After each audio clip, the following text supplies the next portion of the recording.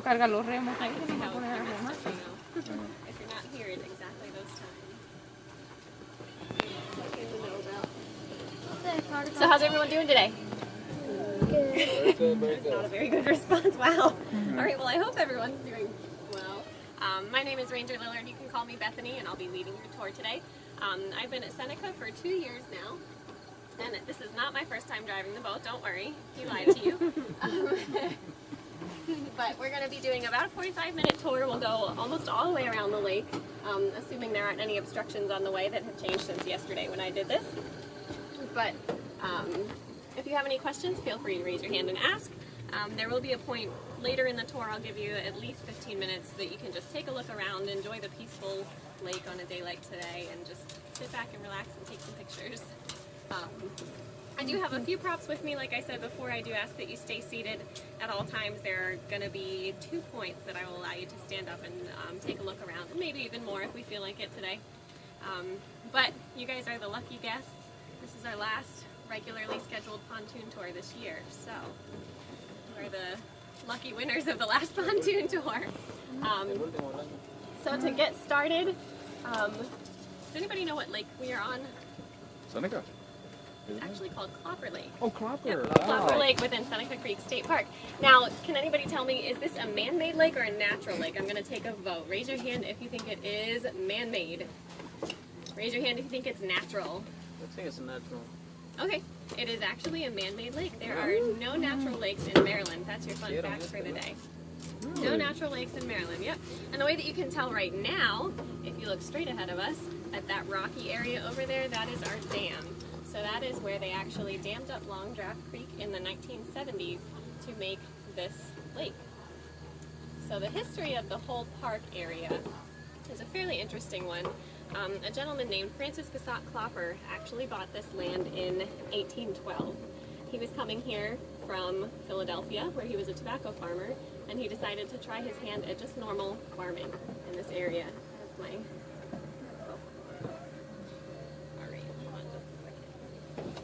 Alright, so he bought this land in 1812 and tried his hand at farming.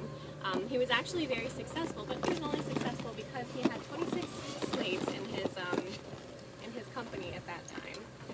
So between 1812 and I want to say the 1850s, I don't have the exact date, he had about 26 slaves help him with the farming. Now he came here and he built a 21-room mansion for his wife and his kids, which at that time was probably huge. It was a big thing. But he made his farming successful here. And then the house itself and the land stayed within the family for about 150 years. And then it was sold to the park in the 1960s, or to the state in the 1960s. And at that time, they built the park. They created this lake, like I said, by damming up Long Draft Creek that runs from all the way on that side of the lake down to pass to the dam. It is still existing today. And then they also created a campground here. I'll show you where that is as we get to it. There is no campground anymore, but like I said before, in the future they are hoping to create a campground and a beach area here, probably within the next 5 to 10 years. But I'll point out where those will be as we get along to them. Oh, much more drastic. Yeah, it's not extremely drastic, but a beach will create an opportunity for people to swim. So our visitation will change dramatically. As it is, we are currently, I think last year we were the 4th largest visited state park, which is surprising for the size of it. It's not the biggest state park here. I remember 20 years ago, the trails were, well, they weren't trails. Yep. And even now, for being the 4th largest state park in Maryland, we only have 2 full-time rangers, myself and one other ranger who actually isn't here today. Most of our staff work seasonally. We have a very dedicated seasonal staff that are just fantastic. So it is very challenging to keep up all of those trails and everything, but we do our best job. And I hope you guys do get the chance to see some of those trails today if you're out and about. We will see, as we're going the entire way around the lake, there is a trail called the Lake Shore Trail. And I'm sure you'll see people hiking on it. I'll be pointing out a few things that are right next to the trail along the way as well.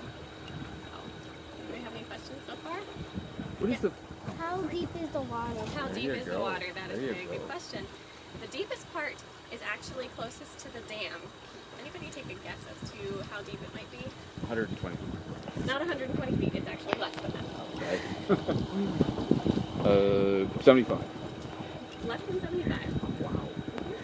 It's a very shallow lake. 10. More than 10. More than 10. Good guess though. It's around 48. It's about 40 feet deep, closer to 45 feet deep. And that's only in the deepest part at the dam. So as it goes in this direction, it gets more and more shallow. I couldn't tell you how deep it is in certain areas. And we had talked right before we left about this plant that you see growing along the way. And you can see along the edges, it looks extremely shallow because you can see straight through to the bottom. At least that's what I think. That's what I thought when I first came here. But those plants that you see are not anywhere close to the bottom of the lake. Those plants are called hydrilla. It is an invasive water plant, aquatic plant, and it can grow very, very tall. I don't have the exact number. I want to say it's probably close to 5 feet though.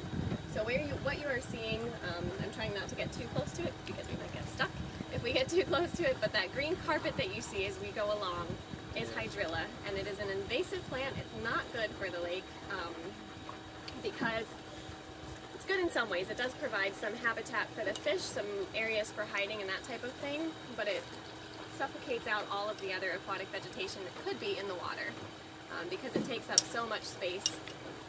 Any other plants that would want to grow in there would not have the right nutrition, and they wouldn't even have the space to grow because the hydrilla takes up so much of the area.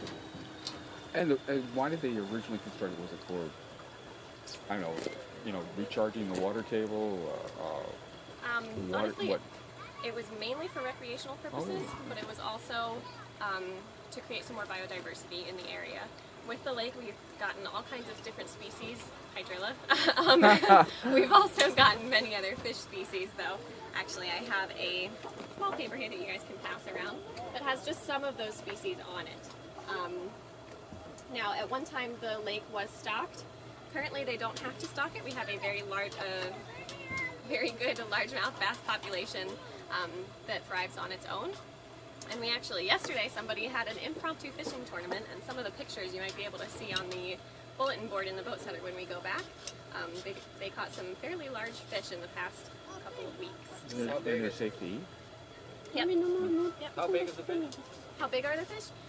It varies, honestly. They can be very small, and then some of the bigger ones that we have seen have been 4 or 5 pounders. So I know yesterday, I think, somebody caught a 4 or 5 pounder from what's. Where we come in on the park, there's signs up that says sewage overflow. What is? That is actually from earlier this year. Those signs should have been taken down. They were probably put up by another company. But we did have, this year we had 2 sewage overflows into the lake. It's what they call sanitary sewage. But there's a sewage line that goes right through the park. What is sanitary sewage mean? I don't know what that means. But it means that it wouldn't affect the lake in any way. As it is, it's not a swimming lake, but those signs are put up just for safety. That was the question. Actually, that was why I asked about eating fish. Yep, they are safety. Yep. Did you ever Basically. catch anybody swimming in? Yes. Yep. Yep. People do come swimming here. They don't know the regulations and that kind of thing. But that's part of the reason that we want to discourage people from swimming here right now is because that hydrilla can entangle people, and especially in some of the other regions of the lake where it's not as visible, it can be very dangerous and very hazardous. I know what that is. Is that the only reason you can't swim? No, when the park was originally built, the bacteria levels were not suitable for swimming. At this point, they found that the water is moving through the area, through the lake, quickly enough that the bacteria levels would probably be fine. They haven't done official testing on a normal basis like they would have to for a swimming lake, but as of now, it's gotten better from when the lake was originally built. So, yeah. Now this over here is Kingfisher Overlook, and that is where that campground that I had mentioned would have been, and that's where it was when the park was originally built in the 1970s, 1960s and 70s. It is a nice overlook. Yes, and it's right next to the lake. I think it would be a great place, a really neat place to camp anyway. And you can see right here, there's a really good view of all the hydrilla carpeting the sides here. How long is the path that goes around? It's about 4 miles total. It's longer than you think. The first time I did it, it took me much longer than I was expecting. Because the lake itself is only about a mile long and a quarter mile wide in certain areas. But it's about 4 miles all the way around. You know, I've noticed in some of the, that it's been a while since I've hiked the trail. I've noticed since the last couple of years that a lot of roots are showing. Yes. A lot of erosion. Yes, that is partially because of trail use, partially because of the way that the trail was built. Or And not then, built. obviously, I think yes. you follow the. I think you follow deer. Possibly. I'm not sure. I'm not sure how they created that trail, but we are working on removing those sections, at least not necessarily removing the roots, but rerouting. Yeah, I noticed the reroutes. Yeah, and I've also noticed that you make an effort to keep the trails away from the shoreline. Yes. That's something I really think is good. Yes. Yes. As much Because as it was collapsing it for. right. Right. It does keep it a nice. It keeps the character of the trail. It's called the Lakeshore Trail for a reason. Obviously, we want it to be close enough that we can see the lake, but there are obviously challenges that go along with that, the erosion and that kind of thing. Now, over here in this section across from us, that is one area that has been flooded multiple times. So we did move that back. We rerouted it, but people will still use that trail for fishing and that kind of thing. You know, as much as just like the mountain bikes have done, they have actually improved the trail. Yes. They've made the trail, they've compacted down the areas that are clay, Yep. and without the mountain bikes, it wouldn't be quite nearly as nice. Yeah, and we do have quite a few people who volunteer with us who are also mountain bikers. The Maryland Off-Road Enthusiast Group, it's called MORE. They work with us very closely and work on the trails quite a bit. They put in more volunteer hours than I think our park itself does. So they do a very Yeah, I noticed the blazes on it. I noticed there's blazes on it. You have a question? We're working on reblazing some of the trails too. Do you have a question? Do crabs live here? Crabs do not live here. Nope. Nope. We have some fish here. What other kind of animals might we have in or near the lake? Beaver. Beavers. Yep. We're gonna get the chance to check out an area where a beaver might live soon. What else? Shrimp? Shrimp? We don't have shrimp here. Nope. Nope. There are other small critters in here that you can. Turtles. Some different Oh yes, bugs. turtles. Turtles. Yes, we definitely What have about turtles. what about some snakes? Water We snakes? do have some snakes. I actually saw somebody took a picture out on the lake the other day, and there was a big long snake Right in the in the water. water? Yep. Yep. Which I haven't actually seen one in the water yet this Should year. just step in one Yeah. outside, yeah, on the trail. We saw one over there. Uh-huh. Okay. So were you on the trail? Yeah. Very cool. Yep. They can be neat to see. I know they're not always the most exciting thing for most people, but I enjoy seeing the snakes and seeing what different kinds we have here. What kind do you have here? We have a good variety. There are actually 26 or 27 species in Maryland. Not all of them live here, but there are only 2 venomous species in Maryland.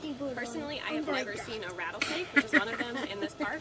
I've only ever seen the copperheads here, and they are. I actually saw one last night for the first time this year. So this is the time of year that the copperheads come out at night. So.